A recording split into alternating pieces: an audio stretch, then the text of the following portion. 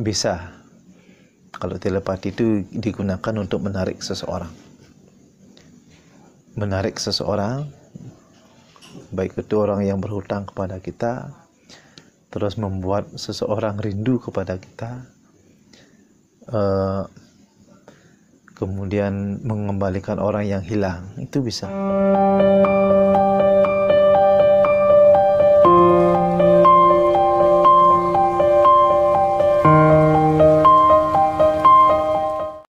Kita akan bahas telepati.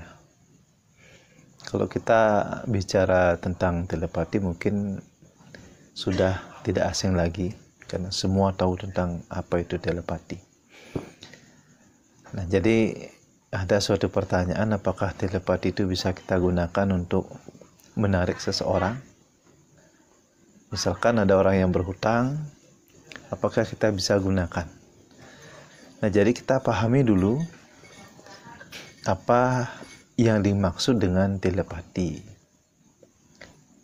Kalau orang dulu telepatinya kuat-kuat karena memang terlatih untuk itu. Meditasinya kuat. Kalau sekarang sudah zaman canggih, sudah ada handphone, sudah semakin mudah ya. Jadi pikiran kita tidak terlatih. Meditasi pun terkadang 5 menit, 10 menit sudah mengalami titik jenuh ya. Tapi kalau memang dilatih, kita melatih diri untuk memperkuat, mempertajam pikiran, bisa. Jadi dulu pernah saya melihat secara langsung bagaimana guru saya itu melakukan telepati kepada teman seperguruannya hanya dengan menggunakan paku ya. Paku itu ditancapkan ke tembok, kemudian dikasih benang, dia bicara dengan teman seperguruannya. Bicara. Jadi itu yang dulu pernah saya lihat. Jadi begitu kuat pikirannya ya, batinnya untuk komunikasi dengan jarak sekian. Lain dengan zaman sekarang, teknologi yang semakin canggih, apalagi ada zaman handphone yang semakin canggih, bisa video call, bisa antar negara. Jadi semakin pikiran kita itu tidak terlatih. Nah, jadi kalau yang ditanyakan tentang apakah bisa menggunakan telepati untuk menarik seseorang, itu bisa. Kalau memang kita betul-betul pikiran kita itu sudah terlatih. Jadi kalau kita rutin melatih pikiran, jadi pikiran kita itu semakin tajam, semakin daya konsentrasi kita itu semakin kuat. Itu biasanya. Makanya usahakan kalau bermeditasi, fokus pada satu titik objek secara terus-menerus, itu akan memperkuat daya batin kita, kuat ya. Nah, jadi telepati itu adalah, kembali ke telepati. Telepati itu kita mentransformasi gelombang pikiran. Gelombang pikiran disertai dengan kata-kata. Telepati. Kita mengirim gelombang pikiran kita. Mengirim, kemudian disertai dengan kata-kata singkat dan jelas. Itu telepati. Jadi yang ditanyakan apakah bisa untuk menarik seseorang, bisa. Yang terpenting kita tahu orangnya, wajahnya kita tahu, apalagi kita tahu nama yang lengkap. Jadi kita bayangkan dulu orang yang akan kita tarik. Misalkan ada yang berhutang dengan kita,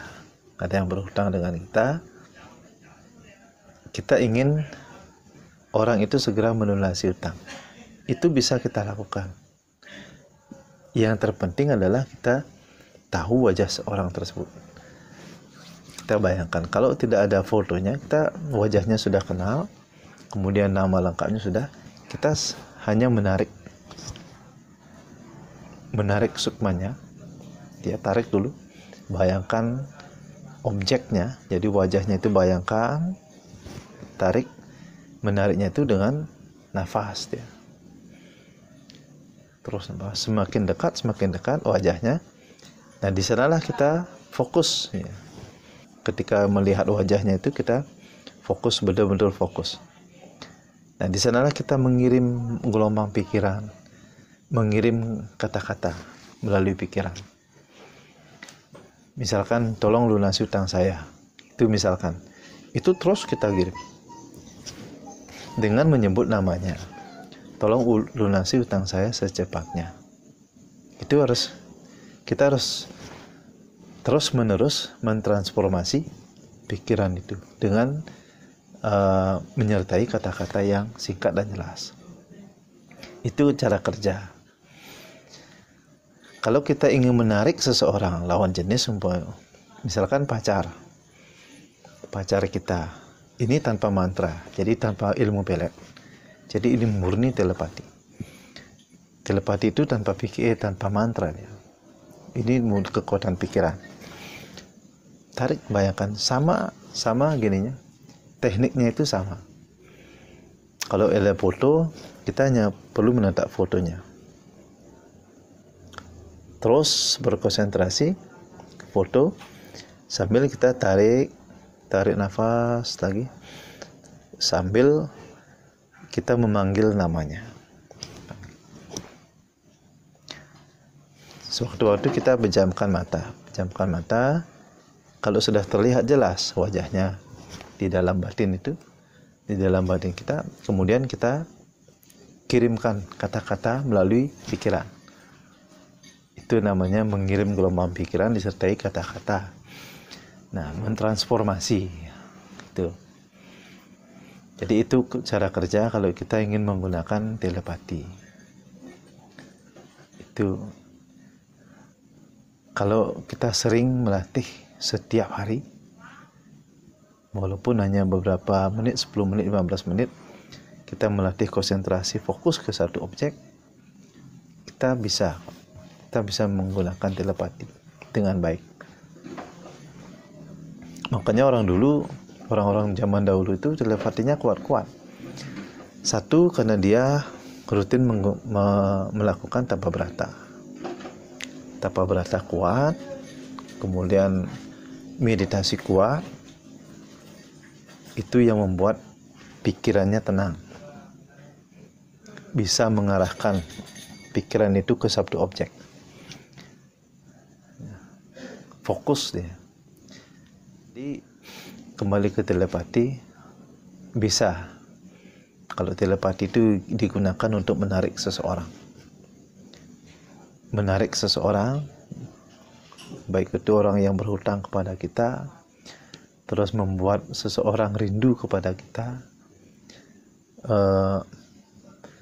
kemudian mengembalikan orang yang hilang, itu bisa dengan menggunakan telepati. Kekuatan pikiran. Makanya di dalam cerita Mahabharata kan dikatakan ketika percakapan Yaksa dengan Yudhistira, di sana ada pertanyaan yang tercepat. Apa yang lebih cepat daripada angin adalah pikiran. Makanya kalau pikiran kita terlatih dengan baik, telepati itu kuat. Jadi telepati itu bisa kuat. Jadi dasarnya adalah ya memang harus kuat meditasi. Itu. Nah, mungkin itu saja malam hari ini. Coba nanti teman-teman praktekkan untuk memiliki daya pikiran yang kuat, ya kita harus rutin dan rajin melatih meditasi. Ya.